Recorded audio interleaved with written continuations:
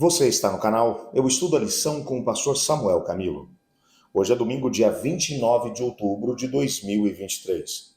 E o tema que estudaremos na nossa lição será Nossas Desculpas, o Medo. O texto que serve como base, ou um dos textos que servem como base para o nosso estudo de hoje, Naum, capítulo 3, a partir do verso 1, que diz assim: Ai da cidade sanguinária, toda cheia de mentiras e de roubo, que não solta a sua presa. Eis o estalo de açoites e o estrondo das rodas, o galope dos cavalos e carros que vão saltando. Os cavaleiros que empoeiram a espada, que esporeiam, e a espada flamejante, o relampejar da lança e multidões de transpassados, massa de cadáveres, mortos sem fim, tropeça a gente sobre os mortos. Tudo isso por causa da grande prostituição da bela e encantadora meretriz, da mestra de feitiçarias, que vendia os povos com as suas prostituições e gentes, com as suas feitiçarias. Antes de nós podermos aprofundar um pouco mais no nosso tema de hoje, eu gostaria de orar pedindo a Deus para que nos ajudasse a entender o tema que nós vamos estudar. Por favor, me acompanhe nessa prece. Obrigado, Pai, por tua palavra. Sabemos que podemos ser edificados, podemos ser transformados, também podemos ter a nossa atenção chamada por tua palavra. Ajuda-nos a podermos viver os princípios da mesma. Fala conosco através do teu Espírito, pois é o que estudamos em nome de Jesus. Amém. Quando nós olhamos aqui para esse texto é um texto que é mencionado por Naum, aliás, logo na abertura do livro de Naum, em Naum no capítulo 1, verso 1, nos é dito, sentença contra Nínive, livro da visão de Naum, e esse texto vai, a partir do capítulo 1 já, mencionar quais são os pecados da cidade de Nínive, do que ela é culpada, como ela tem agido no decorrer dos séculos, nos quais esteve adiante desse grande império, um império que teve uma origem realmente muito complicada. Quando vamos para Gênesis, no capítulo 10, descobrimos que o Império Assírio foi fundado por ninguém menos do que por Nimrod, o mesmo indivíduo que fundou também o Império Babilônico. Esse indivíduo, filho de Cuxi, descendente direto de Noé através de Cã, esse indivíduo fez um nome realmente imponente, o primeiro grande conquistador do mundo na época, logo depois do dilúvio, exatamente por causa da sua maldade. E parece que essa característica de Nimrod se acentuou nos impérios nos quais ele acabou, ou os quais ele acabou fundando. E a gente percebe isso de forma muito clara, tanto no Império Babilônico, como também agora no Império Assírio. Os assírios eram realmente, sem sombra de dúvida, um império terrível, um império sanguinário, um império mau. Não apenas um império que havia conseguido conquistar boa parte dos seus inimigos ali naquela região, mas ao mesmo tempo um império que havia, com requintes de crueldade, alcançado o seu poderio. Ellen White, no livro Profetas e Reis, na página 156, ela fala sobre Nínive. Veja o que ela vai dizer. Entre as cidades do mundo antigo, nos dias do reino de Israel dividido, uma das maiores foi Nínive, a capital do Império Assírio. No tempo da sua prosperidade temporal, era também um centro de crime e maldade. A inspiração a caracterizou como cidade sanguinária, toda cheia de mentiras e roubo. Em linguagem figurada, o profeta Naum comparou Nínive a um leão cruel e devorador. Sobre quem? Interroga o profeta. Não passou continuamente a tua maldade? O texto, por exemplo, de Ellen White vai mencionar que essa cidade era uma cidade extremamente difícil. Naum, quando vai escrever sobre ela e mencionar o castigo de Deus que viria sobre essa cidade, ele vai dizer, vocês são um povo sanguinário, terrível, que acumula os cadáveres por onde vai passando. Isso realmente está em íntima relação com os achados arqueológicos que comprovam exatamente isso. Há alguns relatos que vão aparecer no nosso guia de estudos hoje, mencionando, por exemplo, que Nínive era uma cidade magnífica.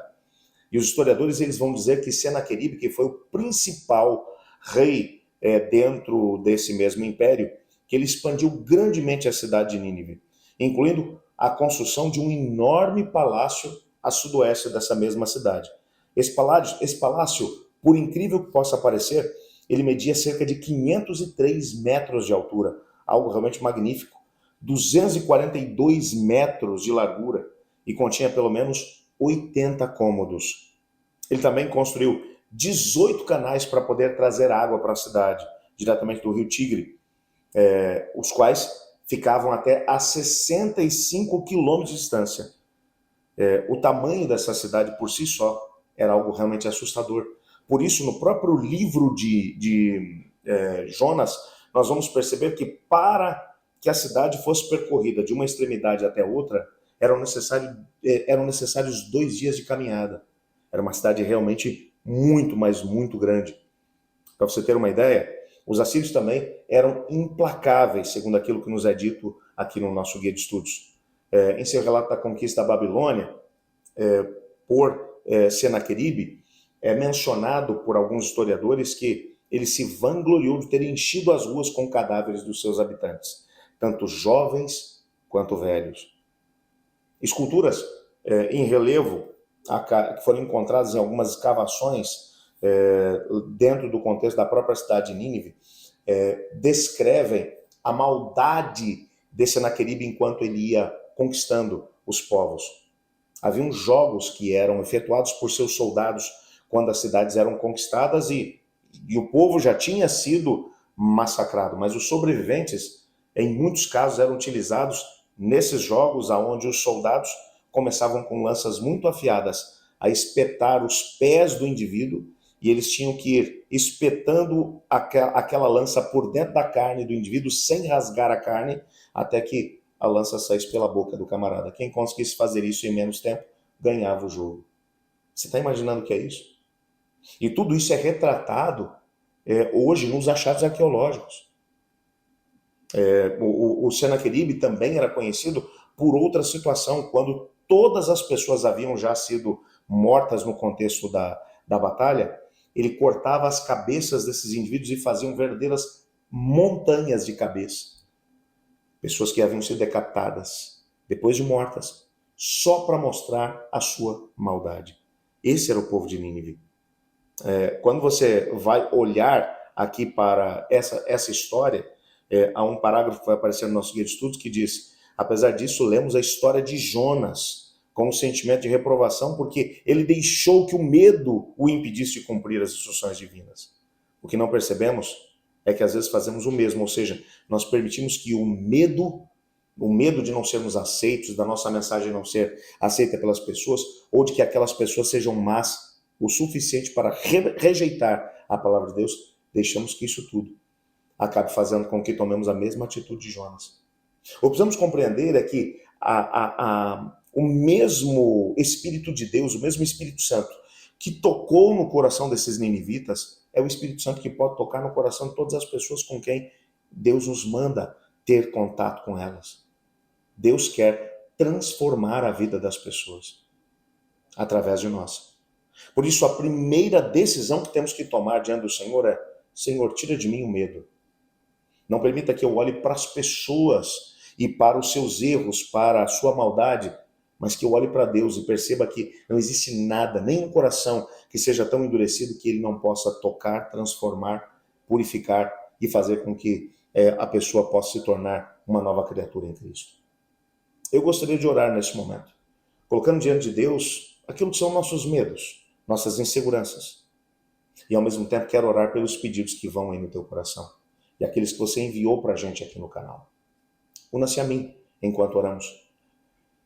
Obrigado, Senhor Deus, porque em tua palavra descobrimos que não existem pessoas que sejam tão más que não podem ser tocadas e alcançadas pelo Espírito de Deus.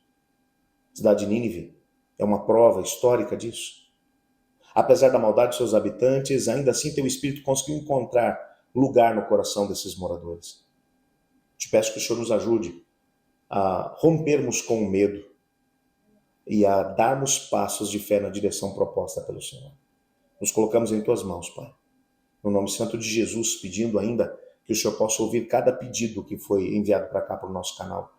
Também aqueles que ficaram no coração dos meus irmãos e irmãs que oram comigo agora. Pois em nome de Jesus que oramos. Amém. Bem, amanhã nós continuaremos com a história de Jonas e o tema que estudaremos será Nossas Desculpas, Ideias Falsas. Eu estudo a lição. E você?